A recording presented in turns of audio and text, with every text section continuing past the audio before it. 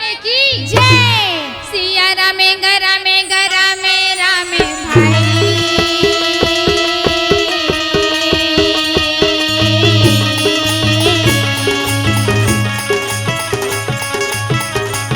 सिया रामे गरामे गरामे रामे भाई जय हो।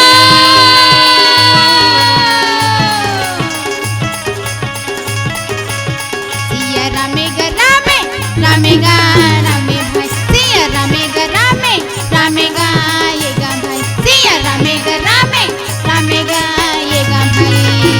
बोल वृंदावन बिहारी लाल की जय। ये डहर कैलाश में का हो दीदी मैया पार्वती ते सुंदर तीजा की उपास ले रखी अपन पति की लंबी आयु बर दीदी। ऐ और तहार जब हर षष्ठी के उपास लरी तना वरदान मिले रही से का वरदान मिले वो किला पुत्र प्राप्ति होई।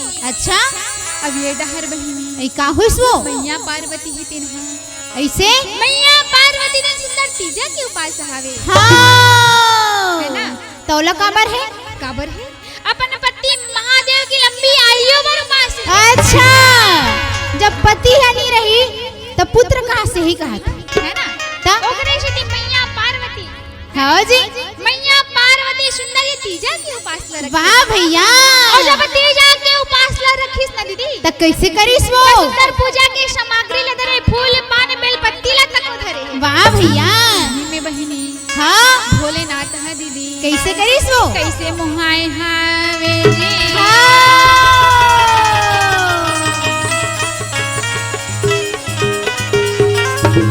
ओ बेल पत्तिया में पार्वती मैया के बेल पत्ती में कैसे भोलेनाथ हम मुहागे कैसे मुहाए जी कैसे मुहाए बहिनी भोला मुहागे नाम दीदी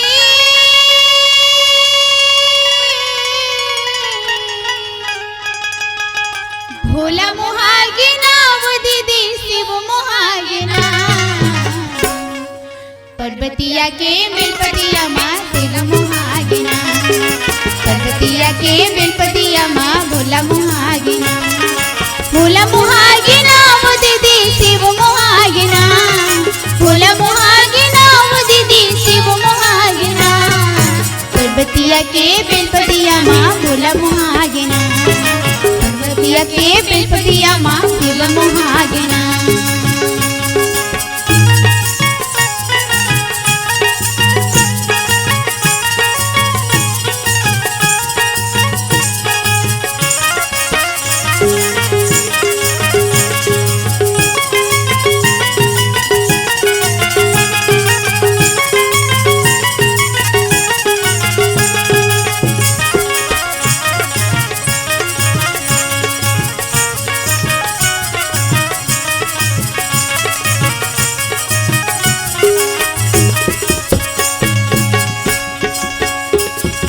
भोला मुहागे नाम दीदी शिव मुहागे नाम भोला मुहागे नाम दीदी शिव मुहागे नाम पर्वतिया के बेलपतिया माँ शिव मुहागे नाम पर्वतिया के बेलपतिया माँ भोला मुहागे नाम पर्वतिया के बेलपतिया माँ भोला मुहागे नाम। बोले भूत भवन भोलेनाथ की जय। वही समय ले दीदी ए का होइस वो ये हमर कलयुग के दाई दादा माता पिता मन हम अच्छा सिंदर हमार दाई दीदी बहिनी मन हा बहिनी का होइस वो तीजा के उपास ला अपन पति की लंबी आयु बर रथे जी।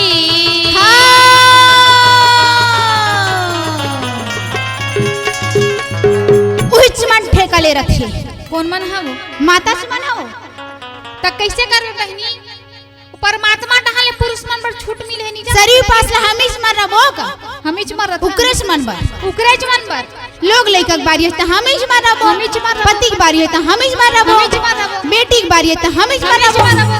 है नी भाचा कर कबे त हमीच हमेश मन रबो है नी सब उपास ला हमेश मन रबो कहां वर सावित्री हां कहां करवा चौथ करवा चौथ कहां तीजा आई ओहा षष्ठी तबे त लइका मन ये चार ठन लड्डू बांटे वाला घलो आ रही से है नी तिल के लड्डू सब हमीच मन बर सब हमेश मन बर हाय तो मन काले रथे ओकर मन बर छूट है वो ऐसे निजा छूट दे दे है का छूट दे दे और तीजा के तिहार आथे बहनी हाँ कैसे ले बर आथे बहनी। आथे बहनी? कैसे आथे जी? आथे दीदी? तीजा के तिहार आथे भैया हले बरी आथे। तीजा के तिहार आथे भैया हले बरी आथे। बेटी बहनी जाथे अपन मई के ममो। बेटी बहनी जाथे सुघर मई के ममो। तीजा के तिहार आथे भैया हले बरी आथे। तीजा के तिहार आथे भैया हले बरी आथे। बेटी बहनी जाथे सुंदर मई के ममो। बेटी बहनी जाथे सुंदर मई के ममो।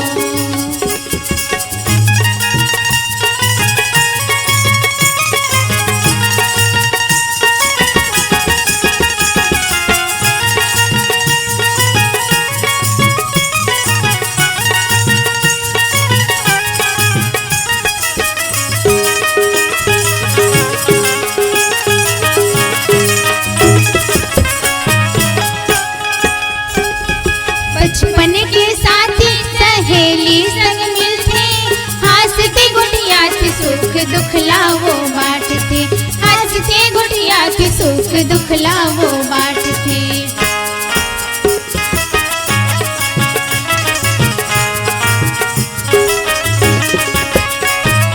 बचपन के साथी सहेली मन मिलते। हंसते गुड़िया के सुख दुख लावो बांटते। हंसते गुड़िया के सुख दुख लावो बांटते। साल भर में आते दीदी तीजा के तिहार हो। साल भर में आते दीदी तीजा के तिहार हो। बेटी बहनी जाते सुंदर मई के ममो। बेटी बहनी जाते सुंदर मई के ममो।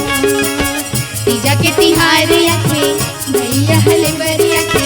तीजा के तिहार आथे भैया हले बरी आथे। बेटी बहनी जाते अपन मई के ममो। बेटी बहनी जाते अपन मई के ममो। बेटी बहनी जाते अपन मई के ममो। बोल वृंदावन बिहारी लाल की जय। ये डहर बहनी ऐ का होई से भजनई। जब तीजा के उपास लगे थे तीजा के दिन आथे तब भैया दादा मना बेटी माई मन ला अपन मैके में लेखे बहनी। हाँ सिंदर बेटी माई मन अपन मैके में जाते तीजा पोरम उसने तीजा महू गिरे हूँ। उसने तीजा गिरे ए तीजा गिरे हूँ तीजा बार। त कैसे होगे बहनी? ए कैसे होगे कथा सुपान धासला रहे रे हूँ। त कैसे होगे? और हमार भाई है कस के लट लट लिपी कैस ये बहनी। दादा तब मैं ओला कथो काय कस रे अते कांवर पिथस। सही बात है। तय दारूल छोड़ दे रे भाई छोड़ दे। तो बनेत के हेस बहन तो वो टूरा का करी काय करी एक जार की लान के हमरे घर छोड़ दी। ओकर भाटो बनी उसकर पुस्तर के पियत ये दई और ओकरे पर उपास ल रथो में हां बड़ा कर लई है बहनी। ले ये बहनी तो छोड़ल के रे तो तुम्हारे घर में लान के छोड़ दे। दारूल छोड़े के रे बहनी पिए बा तो हमरे घर लान के छोड़ दी। बड़ा कर लई है कल लई से बहनी उसर पुस्तर के पियत रात दिन घलो मात्र बहनी हस्ते पियत होते उपास ल रथो में समझ में नहीं आ कैसे कंडर होती रे मान ल तो पूछ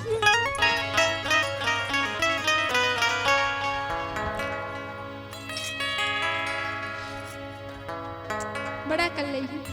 कल्लै हो जाथे गौकिन ओकरे पर उपास धास रहता और तो हमरे घर लान के रवि ते है ना बहनी कर्म करते रहा है ना फल देना ऊपर वाले का ऊपर वाले की बात है ऊपर वाले का ऐसे ते कर्म करते रहा ते फल की चिंता मत कर। हाँ बहनी और दीज ऊपर वाले है ऊपर वाले दीज है नहीं। हाँ सावन बिना बिजली ना कड़के भैया बादो बिना बरसा ना बरसेना। ये सावन बिना बिजली ना कड़के दीदी भादो बिना बरसा ना बरसेना। सावन बिना बिजली ना चमके दीदी भादो बिना बरसा ना बरसेना। इस सावन बिना बिजली ना कड़के बहनी भादो बिना बरसा ना बरसेना। ना बरसे ना बरसे ना बरसे भैया का सावन बिना बिजली ना चमके दी भादो में बरसा ना बरसेना। इस सावन में बिजली ना कड़के भादो में बरसा ना बरसेना।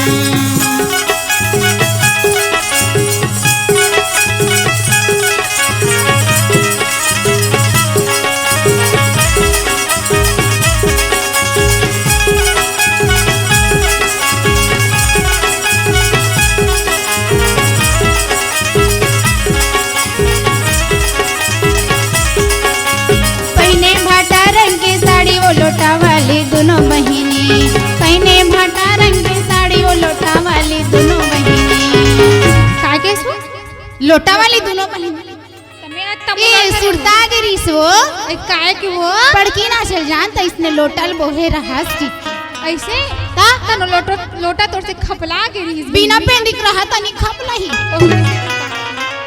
ओकरे सुरता करत ना लोटा खपला गिरी खपला गिरी से बिना पेंडिक की तो बिना पेंडिक ला काबर धरे रहे तीन धराए रहस पहले देख लेते सुपर ला पेंदी हावे दुनिया की बोहात रहस गुड़री मरा के ओकरे सुरता करत रहे ओकरे सुरता करत रही तन कैसे लागी से कैसे लागी हर रस ले लागी सो खदे कल बहिनी गोड़ला पटकागे थ्रोम्बो बाम नहीं लगा लेते सो झंडू बाम कहाँ के जात नहीं ऐसे लेकिन पैसा दे देवे बहिनी तोर अकाउंट में डाला थे मातारी मानना ते फोकाटे का तो तोरे पर डाला थे ओकरे मार तुहारे ओकर बना मल्लिका बार घरे तर हेल नहीं रहता सुहिला एक तो बेचारा 2500 पैम्पर्स मारे लेवे मारे पैसा नहीं पूरे दे तो है हजार रुपया तो उस्मान 1 तारीख के आ जात आगे सो काली मोर इतना खुशी मिलते बहनी उहिला काके काके महीना पहली तारीख आथे तन मोर रब ले मोरे कान में पैसा भरा जाए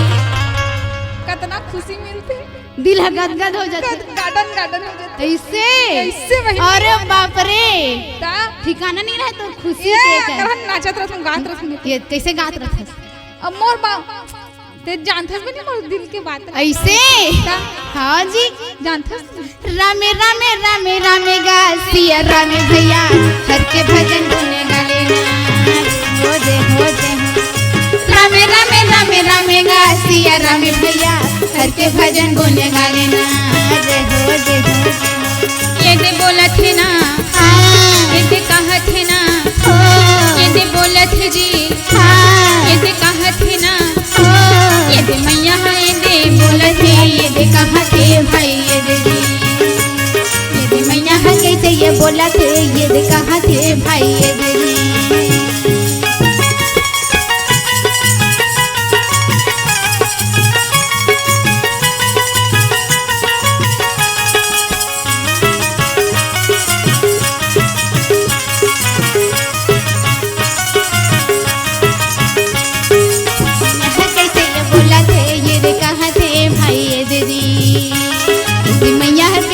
बोला थे ये दे कहाँ थे भाई ये दे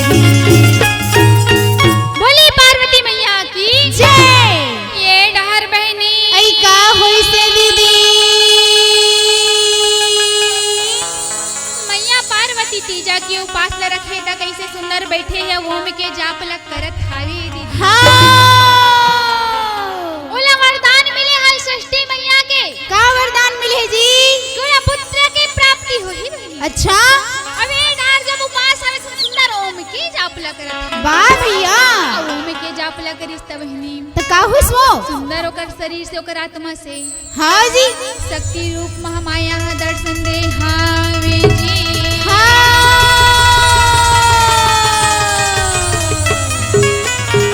एक शक्ति है बहनी वाह भैया एक शक्ति है दर्शन दे अच्छा तमैया पार्वती ला कथे का कथे हे शिव प्रिय पार्वती अब ते जन वरदान के तोरे कामना के समय आ गयो पूरा करे के समय आ गयो अच्छा जी ऐसे शक्ति स्वरूपा महामाया मंदिर है सुंदर मैया हा बोला थी दीदी हाँ मैया कैसे बोलने लागे भाई ये दे मैया कैसे बोलने लागे भाई ये दे मैया कैसे बोलने लागे भाई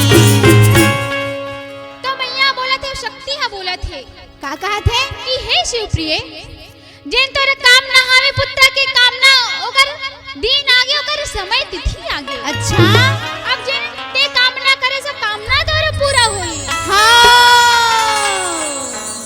कहने लागे वो बोलने लागे भाई कहने लागे या बोलने लागे भाई कहने लागे या बोलने लागे भाई तब के दारी बहिनी ऐ का होस वो मैया पार्वती ला अच्छा ओ शक्ति है दीदी हाँ ओ शक्ति मैया है दीदी का करी सुंदर एक पात्र देते जिमे हल्दी की उबटन हरत है लेप रथे जी हल्दी के अब एक पात्र देते जिमे फूल रथे बहिनी फूल रथे जी और शक्ति स्वरूपा पार्वती मैया लगत है का कथे जी हे शिव प्रिय पार्वती हाँ जी जब एक उपटन न दे तो पूरा बदन में लगा बे पूरा हाथ गोड़ में चुपर में तदे में इतना मत खो जबे इतना मोहित मत हो जबे ता कि ते स्नान करे बर भूल जाए बे वो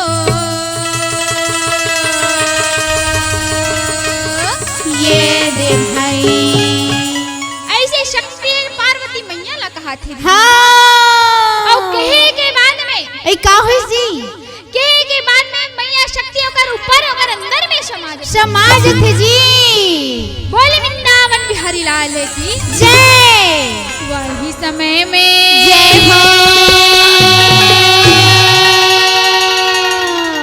तो मैया पार्वती दीदी कैसे करी सो लेपला कैसे लगन मोरे लगे भाई लेपला कैसे लगावन लगे दीदी लगावन जोड़ा लगे भाई मैया पार्वती ओ सुंदर अपन हाथ पैर में पूरा बदन में ओ लेप लगा सब लोग चुप रहे थे जी और मैं इतना सुगंधित इतना मोहित हो गई मैया पार्वती वाह भैया कि कुछ चीज क्यों ना सुध बुझ नहीं है सुध नहीं है जी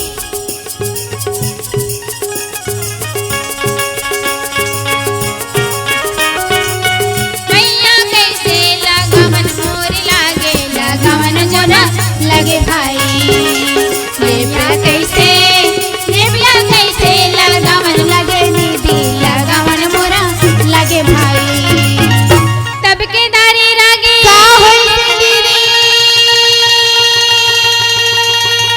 मैया पार्वती है तो लेपला लगाई से ओकर बाद में ओला का होई से तेला मोला बता देते बहनी जब वो लेपला लगई से बहन अच्छा ओ लेपला लगई से ना तो लेप से एक आवाज आथे का आवाज आथे जी मैया ओ मैया तब पार्वती मैया कथे दीदी का कहती दीदी कि यहाँ कौन हरे जिन मैया मैया करके बुलावत थे ये तो एक बालक की आवाज लगत है जिन माँ के पुकार लग करत है ऐसे पार्वती मैया सोचत थे हाँ जी और कैसे नहीं सोची बहनी हाँ जी है ना जब माता मना पहले गर्भ धारण करते तो ला कैसे महसूस होते बड़ा खुशी लगते बहनी खुशी लगते हाँ जी कि कब ये छोटे से जान मोर पास में यही मोर साथ में यही कब मैं ओकर संग बात करहूं कब ओकर संग गोठिया हूं कब बोला मैं अपन गोदी में खेला हूँ कब बोला अपन आंचल में छुपा हूँ ऐसे वैसे मैया पार्वती के मन तक को लगत है हाँ जी ना आओ जाओ गर्भ धारण करते दीदी दाई माता मना तो कर अलग ही पहचान अलग ही सुंदरता रहती अलग ही सुंदरता रहती बहनी वही सुंदरता आज मैया पार्वती के चेहरा में दिखत और वही ओला एहसास होत है जी कि ओकर गर्भ में एक बालक खेलत है फिर आवाज आती बहनी का जी मैया ओ मैया मैया ओ मैया तब मैया पार्वती कथे का कहिस ते कौन हरस जिला ते मैया मैया कहा था बस ऐसे गाँव मैया बोलन लागे ना मोर बोलन लागे भाई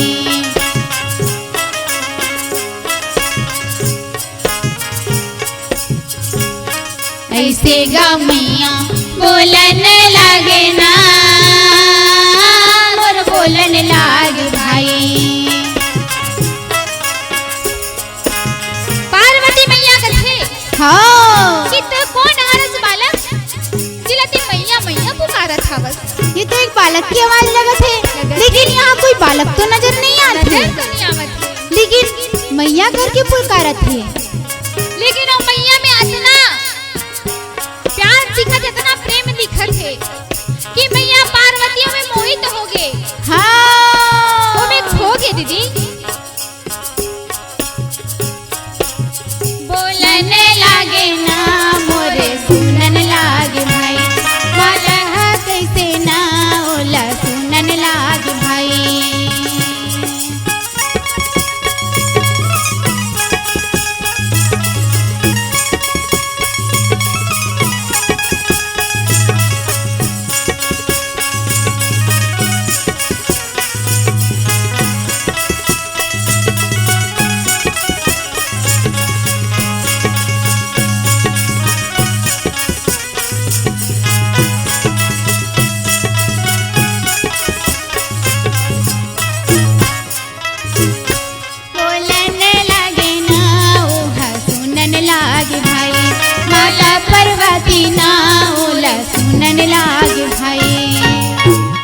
बेदारी रागी ऐ का होइस वो?